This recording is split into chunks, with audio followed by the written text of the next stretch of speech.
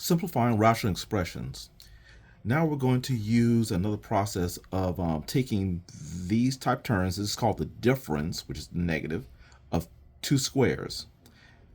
And when you have the difference of two squares, what you're going to do is take the square root of the first term, which is a squared, and find out whatever answer that is.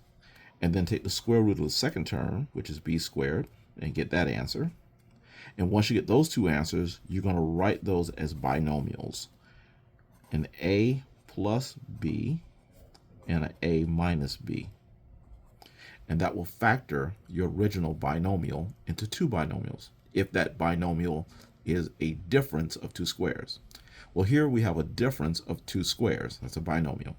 So I'm going to take the square root of the x squared and the square root of the 16. Square root of x squared is x. The square root of 16 is 4. Once you get those two answers, you're going to put them in this order right here with two binomials. So this will be an x plus 4 and an x minus 4. And this is the expansion, or should I say the factoring of the difference of two squares here. Okay, let's do the same here. We have a difference of two squares. So I'm going to take the square root of the 4x squared and the square root of the 81. The square root of the 4x squared is going to be 2x. The square root of 81 is going to be 9. So we're going to take these two terms here and write them as two binomials. So we have a 2x plus 9 and a 2x minus 9. Lastly, we have difference of two squares here, and we're going to turn it into two binomials using this rule right here. So the square root of 25x to the fourth and the square root of a 49. The square root of 25x to the fourth is going to be 5x squared, and the square root of 49 is going to be a 7. So we're going to write that as two binomials. The binomials will be 5x squared plus 7 and 5x squared minus 7. All right, so we're going to use this property here on these. Okay, let's begin with the x squared minus 9 and the x plus 4 here. And over here we have x plus 3 and we have x squared minus 16. Okay, now for the numerator, we have x squared minus 9, so we're going to take the x squared minus 9, and we'll take the square root of x squared and the square root of 9. We're going to get x and 3, which means this is going to factor into an x plus 3 and an x minus 3. So this factors into x plus 3, x minus 3, and then there's x plus 4. Okay, here we have an x plus 3, and we have an x squared minus 16, which is another difference of two squares. So let's find that. So we have x squared minus 16. So square root of x squared and the square root of 16 is going to be x and 4. And then that tells us our two binomials will be x plus 4 and x minus 4. So x plus 4 and x minus 4. Okay, now let's simplify. The x plus 3's match, so they can simplify to a 1. And the x plus 4's match, so they can simplify into 1s as well.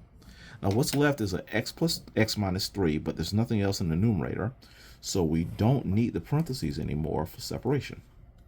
And here the x minus 4 is left in the denominator, but we don't have any other terms, so once again we don't need the parentheses for separation. And now our rational expression has been simplified down to just x minus 3 over x minus 4.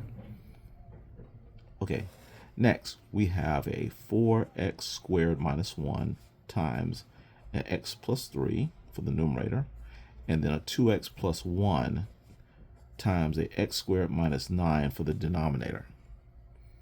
Okay, now the 4x squared minus 1, that is the difference of two squares, so let's factor that. So square root of 4x squared is going to be 2x, and the square root of a 1 is going to be 1. So let's get some separation there. So our two binomials will be 2x plus 1 and 2x minus 1. We also have an x squared minus 9. So x squared minus 9, take the square root of the x squared and take the square root of the 9, and we're going to get an x and a 3. So that means the two binomials will be x plus 3 and an x minus 3. So let's put those down. So this one, 2x plus 1, 2x minus 1 with the x plus 3. This remains x plus 2x plus 1, and this factored into a x plus 3 and an x minus 3. All right, so now let's find matches so we can simplify. The 2x plus 1's match, so they become 1. And the x plus 3's match, they become 1. And these have no match, so this simplifies to just a 2x minus 1 in the numerator and a x minus 3 in the denominator. Again, parentheses are not needed because there's no other terms for separation needed. So this is simplified. Okay, next.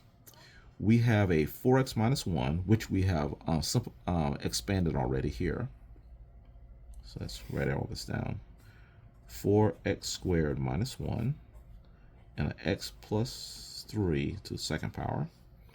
And there's a 2x plus 1 here and a x squared minus 9 there, which we've already expanded there. So let's write out the expansions. So this 2x plus 1, 2x minus 1. And this one here, we can expand it, but there's no other x plus 3's. So since there's no matches, so we'll just keep that x plus 3 to the second power. 2x plus 1, we'll keep that. And this one expands into x plus 3, x minus 3. All right, let's see. These two match, so they cancel out and give us 1. And, oh, I could have expanded this to it. I see. I have an x plus 3 here to the first power. And I could have expanded this to x plus 3 to the first power times another x plus 3 to the first power. So I got matches here. Okay, I found a match. So x plus 3 to the first here, x plus 3 to the first there, and those are simplified down to a 1. So what's left would be this x plus 2, 2x minus 1, and this x plus 3. And what's left in the denominator is this x minus 3. All right, and these x's cannot be simplified because this is grouped as an x plus 3, so it can't be treated as a single x. So this is simplified.